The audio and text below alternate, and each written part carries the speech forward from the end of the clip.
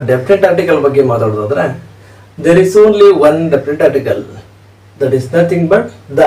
ಕೆಲವೊಮ್ಮೆ ಅದನ್ನ ದಿ ಅಂತ ಪ್ರೊನೌನ್ಸ್ ಮಾಡ್ತೀವಿ. ಎಲ್ಲಿ ಅಂತಂದ್ರೆ ಎಲ್ಲಿ ವೊವೆಲ್ ಸೌಂಡ್ ಮುಂದೆ ಬಳಸ್ತೀವಿ ಅಲ್ಲಿ ದಿ ಅಂತ ಬರ್ತದೆ.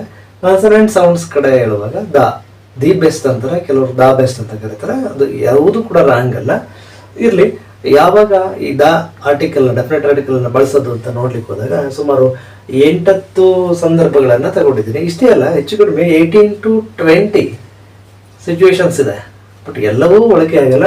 ಕಾಮನ್ ಆಗಿ ಇದಿಷ್ಟನ್ನ ನಾವು ನೆನಪಿಟ್ಟುಕೊಂಡ್ರೆ ಸಾಕು ಅನ್ನೋದು ಈ ಹೊಸ್ತಾಗಿ ಕಲಿಯೋರ್ಗಷ್ಟೇ ಅಲ್ಲ, ಪ್ರೊಫೆಷನಲ್ ಆಗಿ ಎಲ್ಲಿ ಬಳಕೆ ಆಗೋದಿಲ್ಲ. ಇಷ್ಟೇ. ಇನ್ ಡೆಪ್ತ್ ಆಗಿ ನೀವೇನಾದ್ರೂ ಈ ಆರ್ಥರ್ ಆಗಿ ಅಥವಾ ಪೊಯೆಟ್ ಆಗಿ ಕಂಪೋಸ್ ಮಾಡ್ಲಿಕ್ಕೆ ಹೋದಾಗ ಇನ್ ಡೆಪ್ತ್ ಅಂತ ತಿಳಿಯೋದು ಅಷ್ಟು ಬೇಕಿಲ್ಲ ಇಲ್ಲಿ. ಸೊ ಇಲ್ಲಿ ದ ಯಾವಾಗ ಬಳಕೆ ಆಗುತ್ತೆ? The is using before a particular person. First particular person ಅಂದ್ರು ದ ಮ್ಯಾನ್. ಸುಮಾರು ಜನ ಇರ್ತಾರಲ್ಲ, ಅದ್ರಲ್ಲಿ ನನಗೇನು ಬೇಕು? The man yesterday I met, the man done this ಅಂತ ಹೇಳ್ತೀವಲ್ಲ ಆವಾಗ. ಹಾಗೆ ಆರ್ ಥಿಂಗ್, ಒಂದು ಥಿಂಗು. ದ ಬುಕ್ ಸುಮಾರು ಇರ್ತದೆ. The book which one I gave you yesterday, that book I want. The book I want what I gave you, what you purchased, what you completed, what you read, ಹಿಂಗೆ ಬಳಸ್ತೀವಲ್ಲ ಹೀಗೆ. ಅದಲ್ಲದೆ before certain well known books. ಇದೇನಿದು before certain well known books ಅಂತಂದ್ರೆ novels ಇರ್ತವೆ ನೋಡಿ, famous books, the Ramayana, the Mahabharata, ಇಂಥದ್ದು. ಹಾಗೆ ಯೂನಿಕ್ ಥಿಂಗ್ಸ್ ಮುಂದೆ ಬಳಸ್ತೀವಿ. ಯೂನಿಕ್ ಥಿಂಗ್ಸ್ ಅಂದ್ರೆ ಏನು? ಯೂನಿಕ್ ಥಿಂಗ್ಸ್ ಅಂತಂದ್ರೆ ಇಲ್ಲಿ ದ ಸನ್ ನೋಡಿ, ಬರೆಯುವಾಗ ಇಷ್ಟು ಮಿಸ್ಟೇಕ್ ಮಾಡ್ತೇವೆ, ನಾವು ಕೂಡ ಮಾಡಿದ್ವಿ. ಇಲ್ಲಿ ಯಾವ್ದು ಬರ್ಬೇಕಂದ್ರೆ ಯೂನಿಕ್ ಸನ್ ಯಾವುದು? SUN. The sun, the moon, the sky, the land ಬರಲ್ಲ, ದ ಅರ್ತ್ ಬರ್ತದೆ, ಸ್ಟಾರ್ ಬರ್ತದೆ.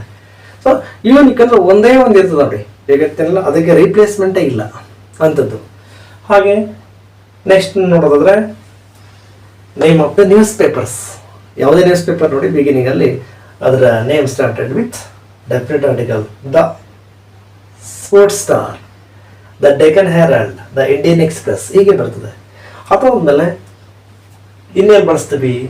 ದ ಮ್ಯೂಸಿಕಲ್ ಇನ್ಸ್ಟ್ರೂಮೆಂಟ್ಸ್ ಮುಂದೆ ಕೂಡ, example the flute, the piano, ಈ ರೀತಿ ಬಳಸ್ತೀವಿ. ದ ಡ್ರಮ್ ಅಂತ ಬಳಸ್ತೀವಿ. ಹಾಗೆ the before the superlatives, superlative degree, the most, the best friend, the best thing, the favourite ಅಂತ ಬಳಸ್ತೀವಲ್ಲ, ಟಾಪ್ ಮೋಸ್ಟ್ ಅಂತ ಬಳಸ್ತೀವಲ್ಲ ಅಂತ ಕಡೆ. ಹಾಗೆ ಇದಾದ ಆರ್ಡಿನಲ್ಸ್. ಆರ್ಡಿನಲ್ಸ್ ಅಂತಂದ್ರೆ ಏನು? ನಾವು ಎಷ್ಟನೆಯ ಸಂಖ್ಯೆಯನ್ನು, ಸ್ಥಾನವನ್ನು ಸೂಚಿಸಬೇಕು, ನಾವು ಪೊಸಿಷನ್ನ ಸೂಚಿಸಬೇಕು. ಎಷ್ಟನೇದು, ವಿಚ್ ಒನ್, ಅಮಂಗ್ ಅಂತ ಬಳಸ್ತೀವಿ, ಬಿಟ್ವೀನ್ ಅಂತ ಬಳಸ್ತೀವಲ್ಲ ಅವಾಗ. ಇಲ್ಲಿ the 5th chapter, the 2nd person, the 3rd chair ಅಂತ ಬಳಸ್ತೀವಲ್ಲ, ಅಲ್ಲಿ ದ ಅನ್ನೋದನ್ನ ಒತ್ತಿ ಹೇಳಬೇಕು. ಯಾಕೆ? ಇದ್ರ ಅರ್ಥ ಇಷ್ಟೆಲ್ಲ ನಿಮ್ಗೆ ಹೇಳಲೇ ಇಲ್ಲ ನಾನು. ದ ಅಂತಂದ್ರೆ ಏನಪ್ಪ? ದಟ್ ಒನ್ ಅನ್ನೋದನ್ನ ಇಂಪ್ರೆಸ್ ಮಾಡಿ ಹೇಳುವಂತಹ ಮೀನಿಂಗನ್ನೇ ದ ಅನ್ನುವಂಥ ಆರ್ಟಿಕಲ್ ನಮಗೆ ಕೊಡುತ್ತೆ. ಇನ್ನೇನು ಅಲ್ಲ. ದಿಸ್ ಒನ್ ಅನ್ನೋದಕ್ಕಿಂತ particular that one, that person ಅಂತ ಹೇಳುವಂಥದ್ದು ಮಾಡ್ತದೆ. ಎಕ್ಸಾಂಪಲ್, ಒಂದು ಕ್ಯಾಂಪಸ್ ಇದ್ರೆ ಅಲ್ಲಿ ಎಲ್ಲರನ್ನೂ ಪ್ರಿನ್ಸಿಪಲ್ ಅಂತ ಕರೀಲಿಕ್ಕಾಗಲ್ಲ. ಉಳಿದವರೆಲ್ಲ ಕೂಡ ಪ್ರೊಫೆಸರ್ಸ್ ಆಗಿರ್ತಾರೆ. ಒಬ್ಬರನ್ನ the chairperson, the principal ಅಂತೀವಿ. ಹಾಗೆ ಒಂದು ಕ್ಲಾಸ್ಗೆ ಹೋದಾಗ ಎಲ್ಲರನ್ನೂ ಕೂಡ ಕ್ಲಾಸ್ ಟೀಚರ್ಸ್ ಅಂತ ಕರೆಯಲ್ಲ, ಸಬ್ಜೆಕ್ಟ್ ಟೀಚರ್ಸ್ ಆಗಿರ್ತಾರೆ. ಒಬ್ರು who takes whole care of the class ಅಂತಂದಾಗ ಅವ್ರನ್ನ the class teacher, the principal, the CM, the president, the prime minister, ಈ ಥರ ಯಾರು ತುಂಬ ಡಿಗ್ನಿಫೈಡ್ ಆಗಿ ಸ್ಪೆಸಿಫಿಕ್ ಆಗಿರ್ತಾರೋ, ಚೀಫ್ ಆಗಿರ್ತಾರೋ ಅಂಥವ್ರನ್ನ ನಾವು ಆ ಡಿಸಿಗ್ನೇಷನ್ಗಳನ್ನ ನಾವು ಮೆನ್ಷನ್ ಮಾಡುವಾಗ ದ ಅನ್ನೋದನ್ನು ಬಳಸ್ತೀವಿ. ಅಷ್ಟಲ್ಲದೆ ಇನ್ನಲ್ಲಿ ಪಬ್ಲಿಕ್ ಬಿಲ್ಡಿಂಗ್ಸ್ ಬರೆಯುವಾಗ ಮೆನ್ಷನ್ ಮಾಡುವಾಗ ಯಾವುದು? ಎಕ್ಸಾಂಪಲ್ ಇಲ್ಲಿ ನೋಡಿ, the red fort, the Taj Mahal, the Suryanatha temple. ಹಾಗೆ ದ ನ್ಯಾಷನಲ್ ಮ್ಯೂಸಿಯಂ. ಇದು ಇನ್ಸ್ಟಿಟ್ಯೂಟ್ಗಳು, ಯಾವುದೋ ಪಬ್ಲಿಕ್ ಇನ್ಸ್ಟಿಟ್ಯೂಷನ್ಸ್ ನೇಮ್ನ ಬರೆಯುವಾಗ ಬಳಸ್ತೀವಿ. ಡೆಸರ್ಟ್ಸ್ಗಳ ನೇಮನ್ನು ಬರೆಯುವಾಗ, ಮರುಭೂಮಿಗಳ ಹೆಸರನ್ನು ಬರೆಯುವಾಗ ದ ಸಹರಾ, ದ ಥಾರ್ ಮರುಭೂಮಿ ಕನ್ನಡದಲ್ಲಿ ಹೇಳಿದ್ರೆ ಹಾಗೆ ಓಷಿಯನ್ಸನ್ನು ಮೆನ್ಷನ್ ಮಾಡುವ the Pacific, the Indian sea, Hindu Sagar, ಹಾಗೆ rivers, the Ganga, the Nile. Mountain ranges ಅನ್ನು ಹೇಳುವಾಗ ಸಿಂಗಲ್ ಆಗಿ ಯಾವುದೋ ಒಂದು ಮೌಂಟೇನ್ ಬಗ್ಗೆ ಮೌಂಟ್ ಎವರೆಸ್ಟ್ ಮುಂದೆ ಬಳಸುವಾಗಿಲ್ಲ. ಆದ್ರೆ ಇಲ್ಲಿ ಮೌಂಟೇನ್ ರೇಂಜಸ್ ಬಳಸ್ತೀವಲ್ಲ ಅವಾಗ ದ ಹಿಮಾಲಯಸ್ ಅಂತ ಬಳಸಬಹುದು.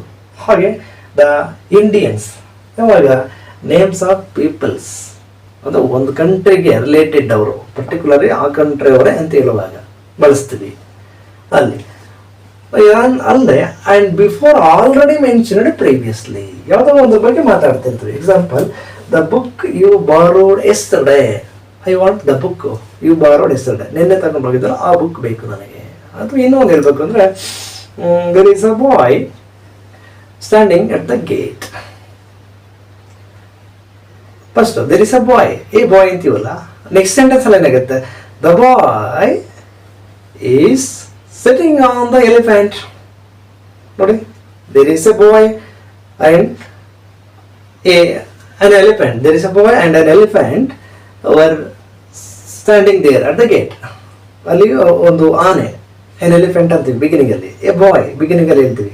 ನೆಕ್ಸ್ಟ್ ಹೇಳುವಾಗ the boy is sitting on the elephant, ಆ ಹುಡುಗ ಅದೇ ಆನೆಯ ಮೇಲೆ ಎರಡನೇ ಬಾರಿ ಅವ್ರ ಬಗ್ಗೆ ಮಾತನಾಡುವಾಗ ಅಲ್ಲೂ ಕೂಡ ದ ಅನ್ನೋದನ್ನ ಬಳಸ್ತೀವಿ. ಇಂಥದ್ದು ನಾವು ನೀಟಾಗಿ, ಡೆಫೆಕ್ಟ್ ಆಗಿ, ಅಕ್ಯುರೇಟ್ ಆಗಿ, ಸ್ಪೆಸಿಫಿಕ್ ಆಗಿ ಒತ್ತಿ ಹೇಳುವಂಥ ಉದ್ದೇಶಕ್ಕಾಗಿ ನಾವು ಇಲ್ಲಿ ದ ಬಳಸ್ತೀವಿ. ಕೆಲವೊಮ್ಮೆ ಅವು ಓವೆಲ್ ಲೆಟರಿಂದ ಕಮೆಂಟ್ಸ್ ಆಗಿದ್ರು ಕೂಡ, ಈಗ ಹೇಳಿದ್ದಾರೆ ಎಲಿಫೆಂಟ್ ಪರ್ಟಿಕ್ಯುಲರ್ ಮತ್ತೆ ಆಲ್ರೆಡಿ ಮೆನ್ಷನ್ ಆಗಿರೋದ್ರ ಬಗ್ಗೆ ಮಾತಾಡುವಾಗ ದ ಅನ್ನೋದನ್ನು ಬಳಸ್ತೀವಿ. ಇಷ್ಟೆಲ್ಲ ರೀಸನ್ಸು, ಸಿಚುವೇಶನ್ಸ್ಗಳ ಸೀಕ್ವೆನ್ಸನ್ನು ನೋಡಿಕೊಂಡು ನಾವು ಆರ್ಟಿಕಲ್ಸ್ನ ಬಳಸ್ತೀವಿ. ಆಯಿತಾ?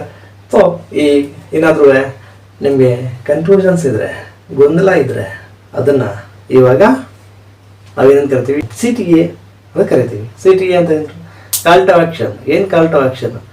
ನಿಮ್ಗೇನಾದ್ರು ಡೌಟ್ಸ್ ಇದ್ರೆ ಅಥವಾ ನಿಮ್ಗೆ ಇನ್ನೇನಾದ್ರೂ ಹೊಸದಾಗಿ ಇದಕ್ಕೆ ಈ ಥರನೂ ಕರಿಬೋದಾ, ಈ ಥರ ಇತ್ತಲ್ಲ ಅಂತ ಅಂದ್ಕೊಂಡಿದ್ರೆ ಕಮೆಂಟ್ ಬಾಕ್ಸಲ್ಲಿ ಖಂಡಿತ ನೀವು ಏನು ಡೌಟ್ಸ್ ಇದೆಯೋ ಅಥವಾ ಏನು ಹೆಚ್ಚಿನ ಎಕ್ಸ್ಪ್ಲನೇಷನ್ ಬೇಕಿದೆಯೋ ಅದನ್ನು ಎಕ್ಸ್ಪೆಕ್ಟ್ ಮಾಡಿದ್ರೆ, ನೀವು ಮೆನ್ಷನ್ ಮಾಡಿದ್ರೆ ಖಂಡಿತವಾಗಿ ಅದಕ್ಕೆ ಸಂಬಂಧಪಟ್ಟಾಗಿ ಇನ್ನೇನನ್ನು ನಿಮಗೆ ಕ್ಲಾರಿಟಿ ಕೊಡಬಹುದು, ಇನ್ನೇನು ಎಕ್ಸಾಂಪಲ್ಸನ್ನು ಕೊಡ್ಬೋದು ಅನ್ನೋದನ್ನು ಕೊಡಲಿಕ್ಕೆ ಪ್ರಯತ್ನವನ್ನು ಮಾಡ್ತೇನೆ. ಸೊ ಇಂಥದ್ದೇ ವಿಶಿಷ್ಟವಾದಂತಹ, ಅಂದರೆ ಕೆಲವರು ಜನರಲ್ ಆಗಿ ಅದನ್ನು ಜನರಲೈಸ್ ಮಾಡ್ಕೊಂಡು ಹೊರಟಾಗಿರ್ತಾರೆ. ಇನ್ ಡೆಪ್ತ್ಗೆ ಇಳಿದಾಗ ಮಾತ್ರ, ನಾವು ನೀಟಾಗಿ ಅರ್ಥ ಮಾಡ್ಕೊಂಡಾಗ ಮಾತ್ರ ಗ್ರಾಮರು ಯಾವುದೇ ಟೈಮಲ್ಲಿ ಟೀಚಿಂಗ್ ಆಗಿರ್ಬೋದು ಅಥವಾ ನೀವು ಎಕ್ಸಾಮಿನೇಷನ್ಗೋಸ್ಕರ ಪ್ರಿಪ್ರೇಷನ್ ಆಗಿರ್ಬೋದು ಅಥವಾ ಪ್ರೊಫೆಷ್ನಲ್ಲಿ ಎಲ್ಲೇ ನೀವು ಕಮ್ಯುನಿಕೇಟ್ ಮಾಡಬೇಕು ಅಂದರೂ ಕೂಡ ಇವೆಲ್ಲವನ್ನ ಈ ನಿಟ್ಟಿನಲ್ಲಿ, ಈ ರೀತಿಯಲ್ಲಿ ಅರ್ಥ ಮಾಡ್ಕೊಂಡ್ರೆ ಯಾವತ್ತಿಗೂ ಕೂಡ ಮರೆಯದಿನ ಶಾಶ್ವತವಾಗಿ ಉಳ್ಕೊಳ್ತದೆ. ಸೊ ಅಂಥ ಡೌಟ್ಸ್ ಇದ್ದರೆ ನೀವು ಕಮೆಂಟ್ ಬಾಕ್ಸಲ್ಲಿ ಕಮೆಂಟ್ ಮಾಡಿ. ಐ ಹೋಪ್ ವಿಡಿಯೋ ನಿಮಗೆ ಇಷ್ಟ ಆಗಿದೆ ಅಂತ ಅಂದ್ಕೊಂಡಿದ್ರಿ. ಇಷ್ಟ ಆಗಿದ್ರೆ ನೀವು ಕಲ್ತ್ಕೊಂಡ್ರೆ ಸಾಕ, ನಿಮ್ಮ ಆತ್ಮೀಯರು ಮತ್ತು ನಿಮ್ಮ ರಿಲೇಟಿವ್ಸ್ ಇರ್ತಾರಲ್ಲ ಅವ್ರಿಗೂ ಕೂಡ ಶೇರ್ ಮಾಡ್ತಾ, ನಮ್ಮ ವಿಡಿಯೋವನ್ನು ಲೈಕ್ ಮಾಡ್ತಾ, ವಾಚ್ ಮಾಡ್ತಾ, ಮೇಯ್ನಾಗಿ ಸಬ್ಸ್ಕ್ರೈಬ್ ಆಗೋದನ್ನು ಮರೆಯಬೇಡಿ. ಮಾಡ್ತಾ ಇದ್ರೆ, ಫಾಲೋಯಿಂಗ್ ಮಾಡ್ತಾ ಇದ್ರೆ ನಮಗೂ ಕೂಡ ವಿಡಿಯೋ ಮಾಡಲಿಕ್ಕೆ ತುಂಬ ಅನುಕೂಲ ಆಗುತ್ತೆ. ನನ್ನ ಉದ್ದೇಶವಿಷ್ಟೇ, ಕನ್ನಡಿಗರಿಗೆ ಕನ್ನಡದಲ್ಲಿ ಇಂಗ್ಲೀಷ್ ಗ್ರಾಮರನ್ನು ಚೆನ್ನಾಗಿ ಕಲಿಸ್ಬೇಕು, ಮನವರಿಕೆ ಮಾಡಿ ಅವ್ರನ್ನ ವಿಶ್ವ ಮಟ್ಟಕ್ಕೆ ಏರಿಸ್ಬೇಕು, ಬೆಳೆಸಬೇಕು. ನೀರು ಕುಡಿದಷ್ಟೇ ಸಲೀಸಾಗಿ ಇಂಗ್ಲೀಷನ್ನು ಬಳಸಬೇಕು ಅನ್ನೋದೇ ನನ್ನ ಪರಮ ಧ್ಯೇಯ. ಹಾಗಾಗಿ ಎಲ್ಲರೂ ಕೂಡ ಸಾಥ್ ಕೊಡ್ತೀರಿ ಅನ್ನುವಂಥ ಭಾವನೆಯಿಂದ, ಭರವಸೆಯಿಂದ ಈ ವಿಡಿಯೋನ ಮುಗಿಸೋಣ. Keep watching my all videos until you get confident. Thank you.